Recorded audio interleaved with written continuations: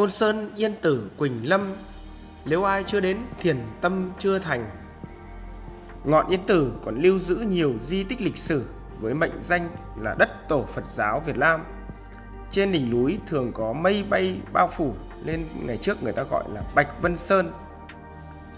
Ngôi chùa đồng trên đỉnh núi Yên Tử từ lâu đã trở thành một địa điểm tâm linh nổi tiếng với người dân trên khắp cả nước. Ngày hôm nay quý vị và các bạn hãy đồng hành cùng du lịch khám phá để về thăm ngôi chùa này. Xin chào quý vị và các bạn đã quay trở lại kênh du lịch và khám phá. Ngày hôm nay chúng ta sẽ cùng đến khám phá một địa danh rất nổi tiếng của Quảng Ninh, đó chính là Yên Tử. Và sau lưng chúng ta đây là cổng vào của khu vực Đông Yên Tử. Giờ này chúng ta sẽ đi vào đây, di chuyển vào đây để đi mua vé cáp treo.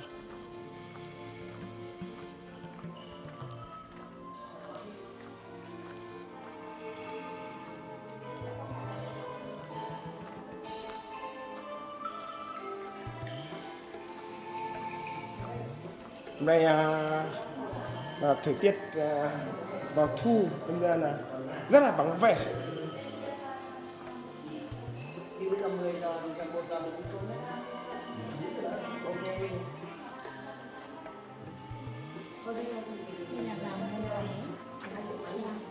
Vé chọn gói cáp treo xe điện và vé tham quan YouTuber.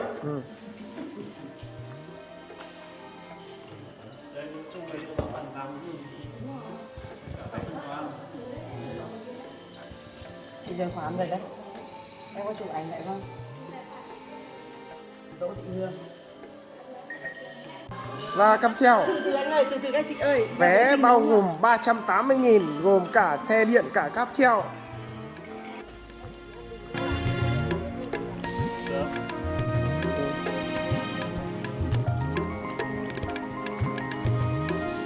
Ga cáp treo 850m, cước Trúc Lâm 400m.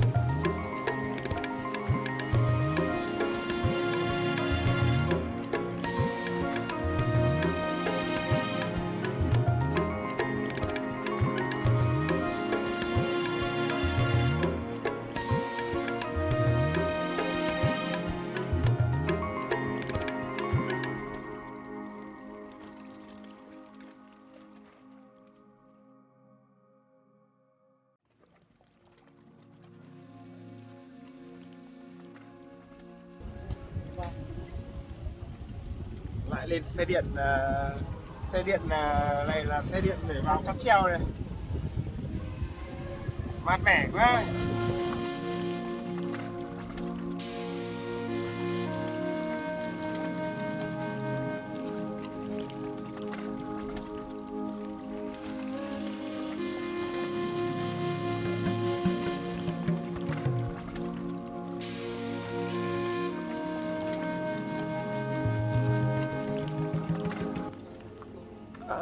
Tới điểm xuống để lên ga cáp treo rồi.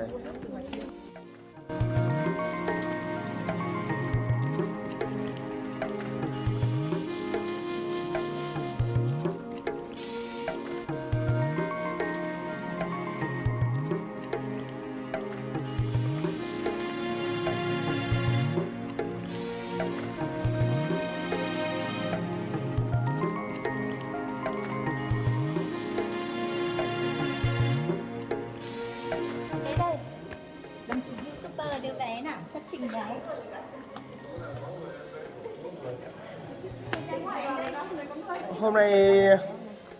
Hôm nay bao cả ga rồi.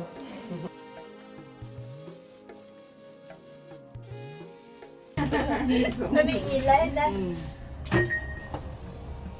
Mình anh em mình một cáp nha. Xin giới thiệu với các bạn về tuyến cáp treo 1.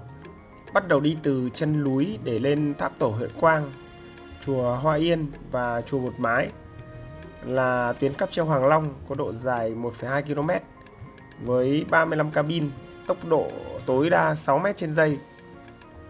Công suất vận chuyển 2.400 khách một giờ, Đây là hệ thống cáp treo đầu tiên được xây dựng ở miền Bắc năm 2001 và được nâng cấp năm 2008. Ngồi trong cáp treo, quý khách có thể ngắm nhìn vẻ đẹp nguyên sinh của rừng quốc gia Yên Tử.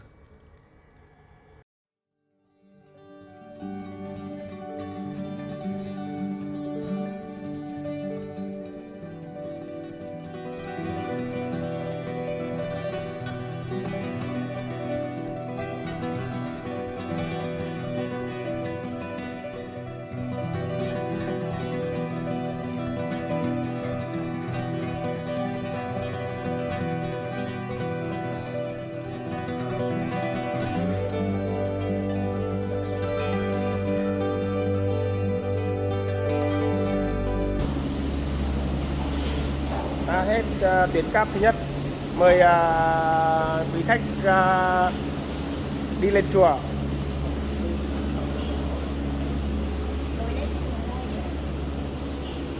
Đây là lối lên chùa.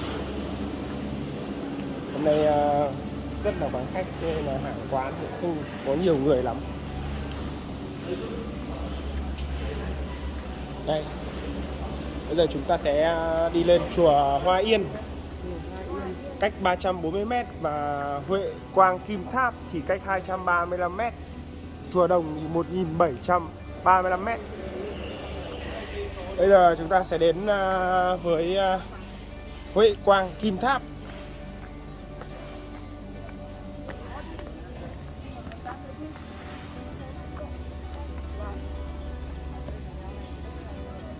Đường này ngon hơn cái đường này trước nhiều rồi. Đã tới tháp tổ Huyền Quang rồi.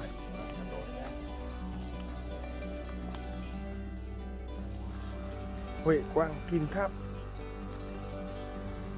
Vườn tháp Huệ Quang, còn gọi là Tuệ Quang, tọa lạc trên thế đất Hàm Rồng, thờ ngọc cốt của các thế hệ thiền sư đạo cao đức trọng tu hành tại Hoa Yên qua các thời Trần Lê, nơi tụ vượng linh khí của Long mạch Yên Tử, khởi nguồn từ đỉnh Lon Thiêng theo hướng Bắc Nam.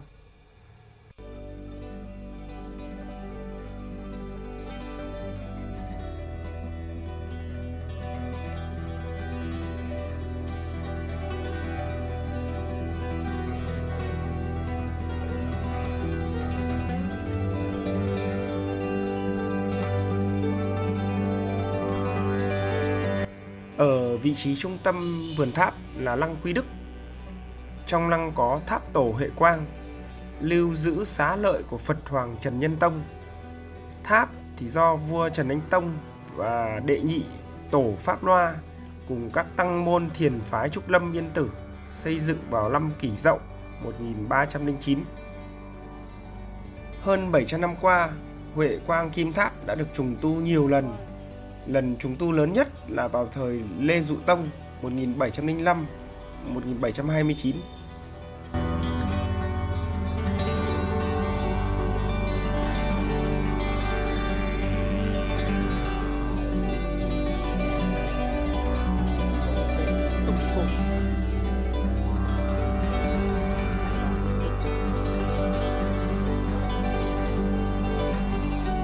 Ta lại tiếp tục cuộc hành trình lên núi Hoa Yên.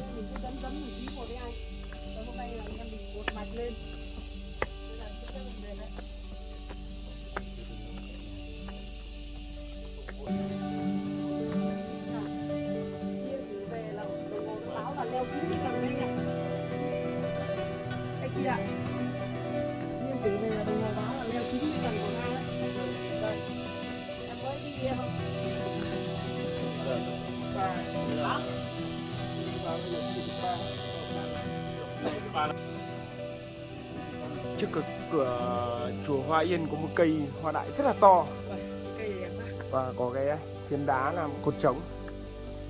Có lẽ không có cái cột trống này, cột bê tông.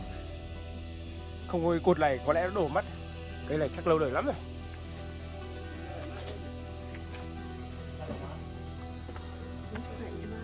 Chúng ta đã tới chùa Hoa Yên. Cây này 700 năm tuổi. Đây rồi. Đây là cây đại cổ. Đây để nhìn thấy cái gốc của nó đã chị này. 700 năm tuổi. Quá khủng. Cây này quá già cỗi. Ở đây chúng ta có thể nhìn toàn cảnh phía dưới.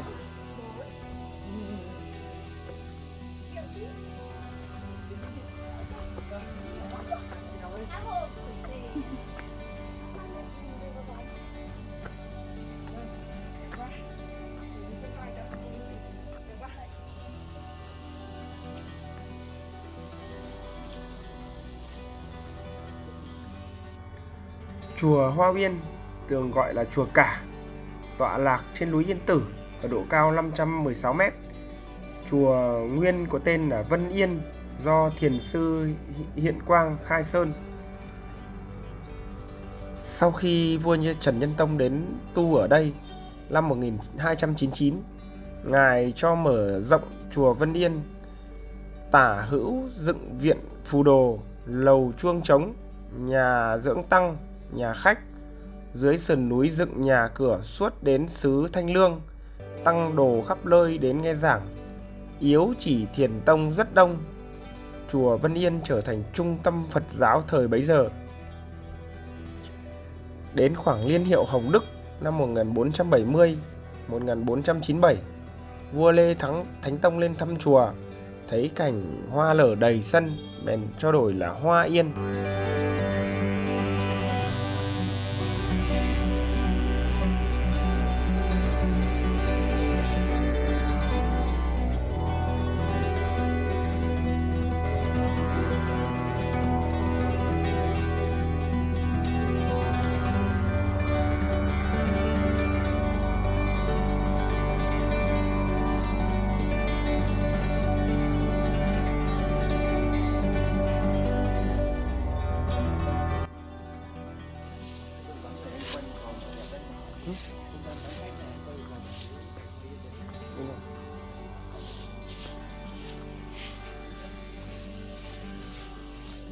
Ở đây có một cây đại cổ nữa trên 700 năm tuổi.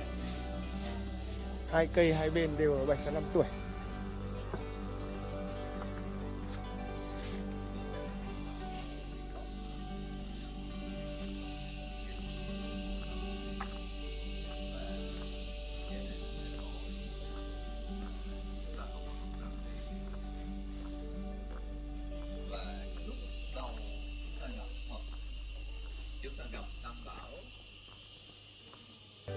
Đây có lối lên chùa Một Mái, chùa Vân Tiêu, chùa Bảo Sái, tượng Phật Hoàng, chùa Đồng.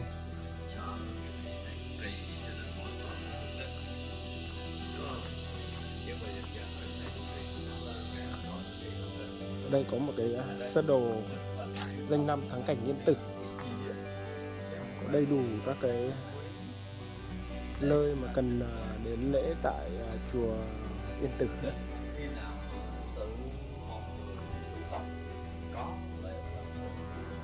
Bây giờ chúng ta sẽ di chuyển tiếp qua chùa Một Mái. Ở đây bên này cũng có mấy tòa tháp, những ngôi mộ.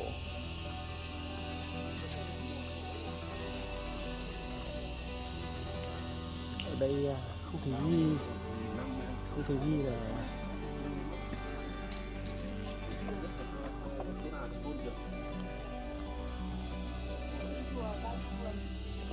đây là cây mai vàng Yên Tử, nhưng mà mỗi mùa này thì chẳng có hoa hết gì.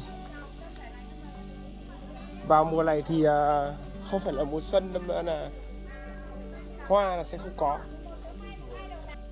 Ở đây lại có một cây xích tùng cổ. Cây này, cây xích tùng này không thấy ghi bao nhiêu năm nhỉ? Cũng khá cổ rồi, nhưng mà ở trong ruột nó cũng bị sâu hết cả ruột rồi này. Đây này, ruột nó nói nó bị mục hết này. Cây này chắc cũng phải hàng vài trăm năm chứ bỡn này. Hiện tại thì đã tới chùa Một Mái. Chùa xưa vốn là động Thanh Long, tương truyền điều ngự giác Hoàng Trần Nhân Tông lập am ly trần, là thoát khỏi cõi trần để làm nơi đọc sách soạn kinh. Sau khi Đức điều ngự viên tịch, am xưa được dựng thành ngôi chùa Bồ Đà. Một lửa mái chùa là vòm động, một lửa mái chùa phô ra ngoài trời nên có tên là Bán Thiên, Bán Mái, ngày nay gọi là chùa Một Mái Yên Tử. Toàn bộ kiến trúc của chùa Một Mái được làm bằng gỗ, cao hơn đầu người một chút ít.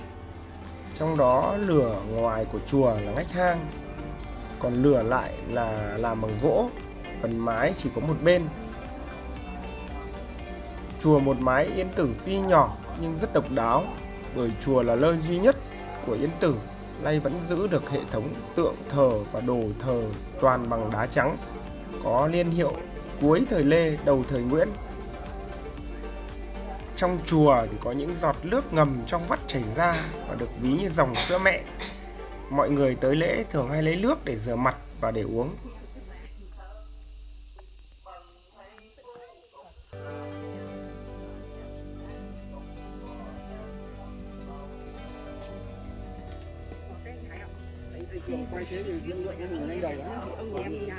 Giờ chúng ta sẽ di chuyển sang ga cáp treo thứ hai.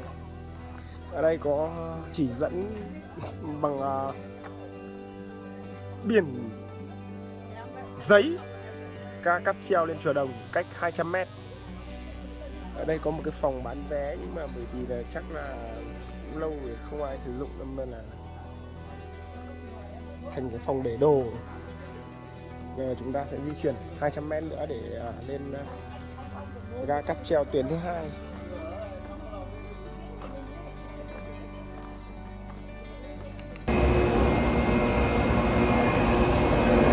Giờ cả đoàn sẽ cùng lên ga cáp treo tuyến thứ hai để lên đỉnh chùa Đồng.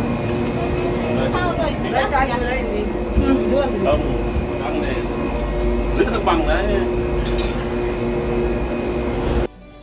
Tuyến cáp treo Bạch Long với độ dài 900 m sẽ đưa du khách từ điểm phía đông của chùa Một Mái đến khu tượng An Sinh Kỳ Sinh, đến gần hơn với đỉnh Yên Tử.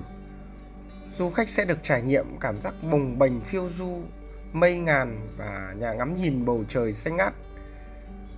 Tổng có 38 cabin, tốc độ tối đa 5 m trên giây, công suất vận chuyển tận 1.800 khách trên giờ. Tuyến cáp được xây dựng năm 2007.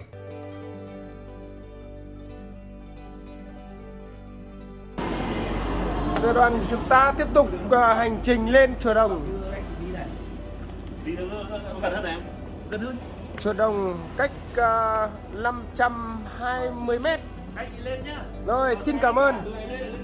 Xin cảm ơn. Lúc này thì mặt trời cũng đã bắt đầu lên rồi. Cũng hơi nắng thôi chứ cũng không phải là vấn đề quá nắng, mà trên này thì gió thì rất là mát. Yên Tử là một dãy núi trải dài trên địa bàn 3 tỉnh Quảng Ninh, Bắc Giang và Hải Dương, và cũng là tên ngọn núi cao nhất trong dãy. Đây là dãy núi gắn liền với nhà Trần trong lịch sử Việt Nam, cũng như gắn liền với thiền phái Trúc Lâm. Bắt đầu chỗ này là rất là nhiều trúc. Đây là một loại cây mà đặc biệt nhiều ở núi Yên Tử.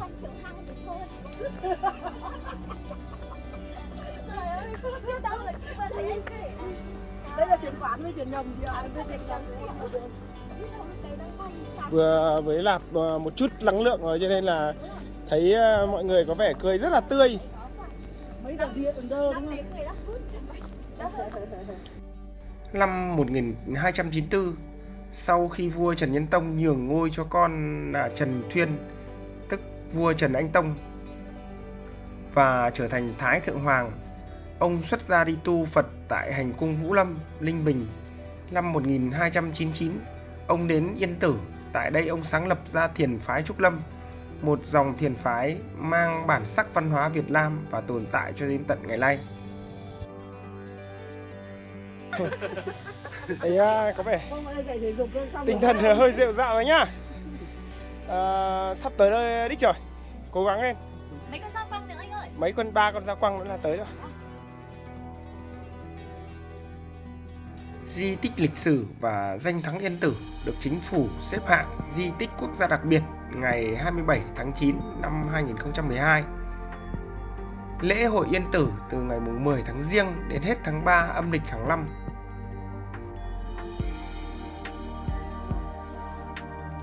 Hiện tại thì đoàn chúng tôi đã tới được đỉnh của chùa Đồng.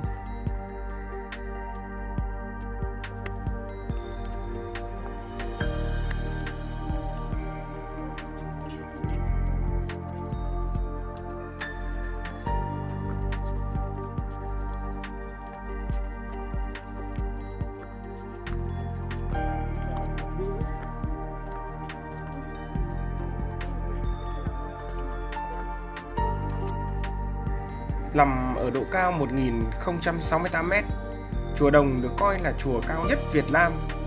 Ngôi chùa này được khởi dựng vào nhà Hậu Lê với tên gọi là Thiên Trúc Tự, và chùa đã được trùng tu và tôn tạo nhiều kể từ khi xây dựng cho đến nay.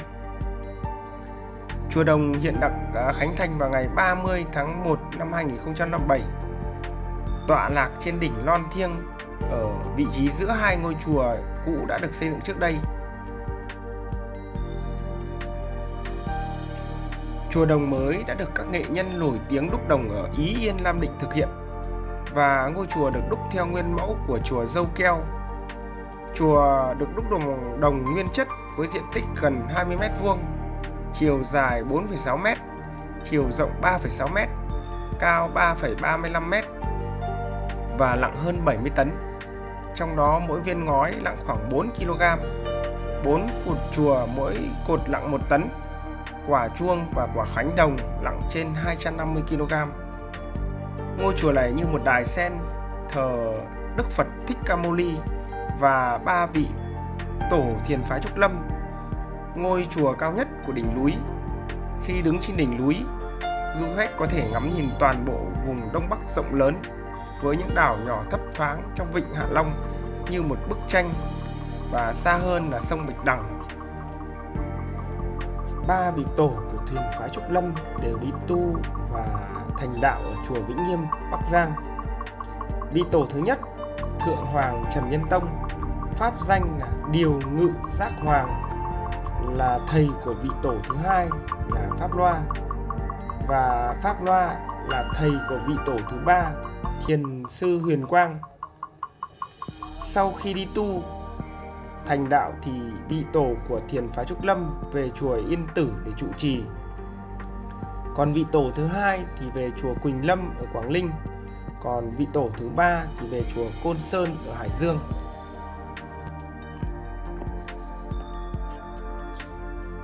Quang cảnh ở đây thật là hùng vĩ, hết tầm mắt.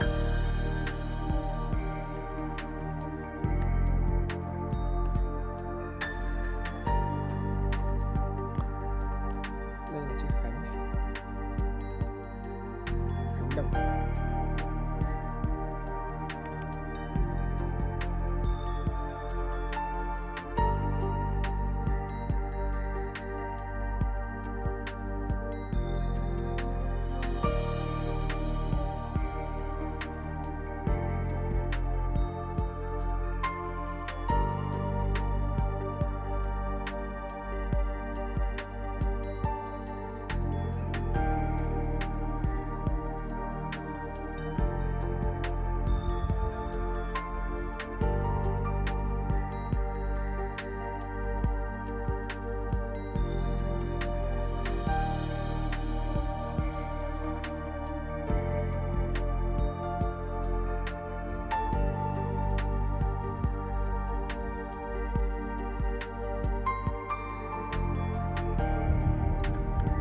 Thì cả đoàn sẽ tiếp tục xuôi đi xuống tượng Phật Hoàng. Tượng Phật Hoàng thì ở xa xa đằng kia, 500m gì đó sẽ xuống đến tượng Phật Hoàng. Trời cũng bắt đầu nắng cũng lên cao rồi, nhưng mà trên này gió mát mà vẫn không thấy nóng. Trời nếu mà vào giữa thu thì chắc là sẽ tuyệt vời hơn. Nên là đi chùa vào thời gian này là thời gian là không phải mùa lễ hội nhưng mà khá là vắng vẻ, thư thả chứ không bị chen chúc.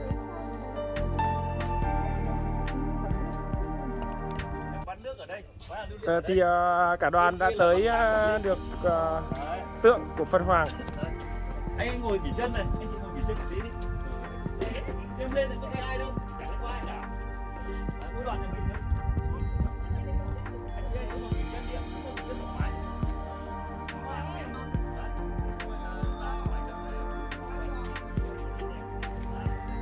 Trong suốt chiều dài lịch sử dựng nước và giữ nước, vua Trần Nhân Tông là một trong những vị lãnh tụ thiên tài, anh hùng của dân tộc. Đối với đạo Pháp, vua Trần Nhân Tông là vị vua duy nhất trên thế giới từ bỏ ngôi vua để đi tu và đắc đạo, thống nhất được Phật giáo Việt Nam lúc bấy giờ và thành lập tổ chức giáo hội Trúc Lâm mang đậm nét Việt Nam. Qua những công hiến của vua Trần Nhân Tông đối với dân tộc, đạo Pháp, nhân dân, tăng ni, Phật tử tôn vinh ngài là vị vua Phật của Việt Nam.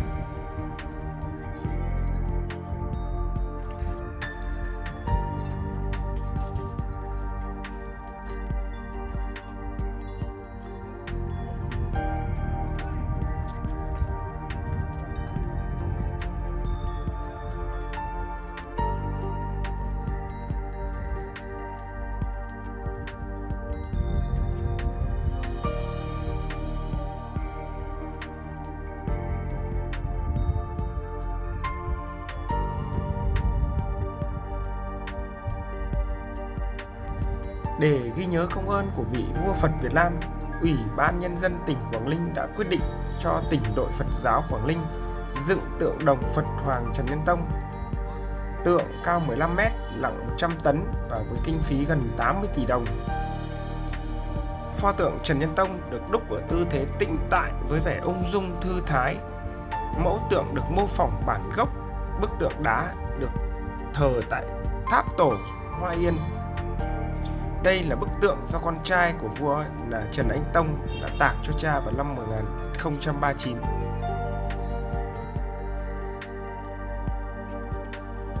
Hiện tại đã là gần 2 giờ chiều rồi. Và chúng tôi sẽ xuôi xuống để đi về ga cáp treo.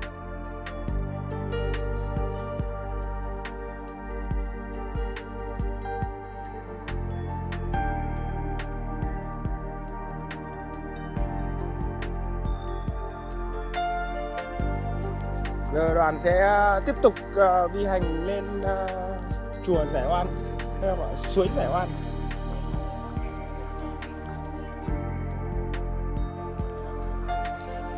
Cây đa Thủ tướng nước Cộng hòa xã hội chủ nghĩa Việt Nam Phan Văn Khải đã trồng.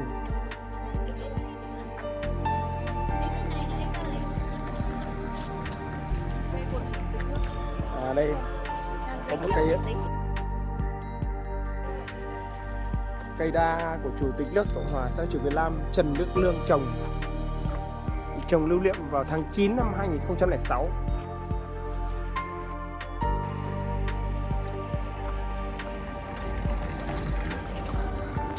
Hành trình 200 m nữa là sẽ tới được chùa Giải Oan.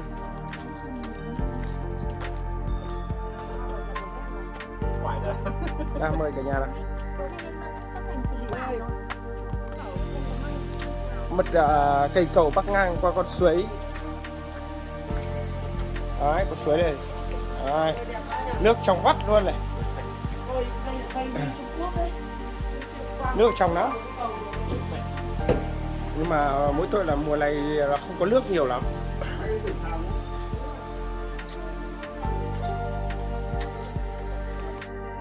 Hiện tại thì đoàn đã đi tới chùa Giải Oan.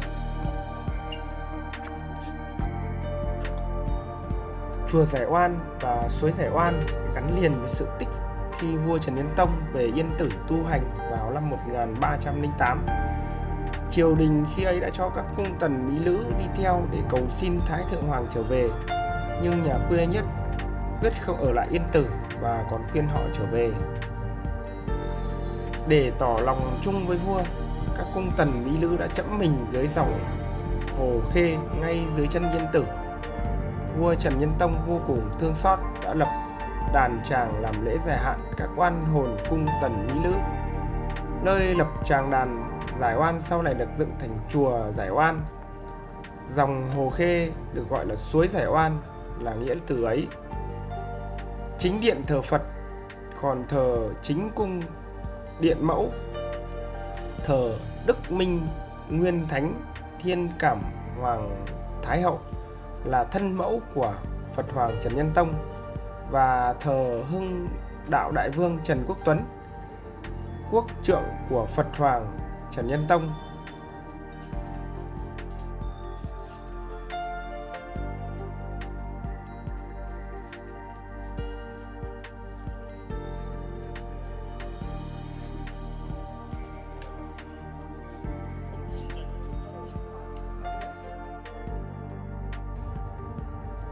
Và chúng tôi cũng xin phép được kết thúc video tại đây.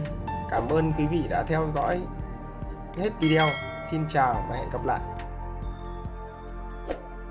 Hân hạnh giới thiệu nhà tài trợ chính cho video ngày hôm nay, Bếp Nam Anh chuyên cung cấp thiết bị nhà bếp, nhà tắm nhập khẩu chất lượng cao. Quý khách có nhu cầu về thiết bị nhà bếp và nhà tắm, xin vui lòng truy cập bếp nam anh.com để được trải nghiệm sản phẩm.